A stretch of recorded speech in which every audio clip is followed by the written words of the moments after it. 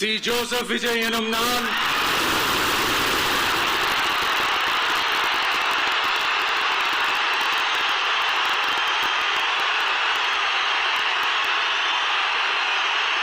சட்டப்படி அமைக்கப்பெற்ற இந்திய அரசியல் அமைப்பின்பால் உண்மையான நம்பிக்கையும் மாறா பற்றும் கொண்டிருப்பேன் என்றும் இந்திய நாட்டின் ஒப்பில்லாத முழு முதல் ஆட்சியையும் ஒருமையையும் நிலை நிறுத்துவேன் என்றும் தமிழ்நாட்டு அரசின் முதலமைச்சராக உண்மையாகவும் உளச்சான்றின்படியும் என் கடமைகளை நிறைவேற்றுவேன் என்றும்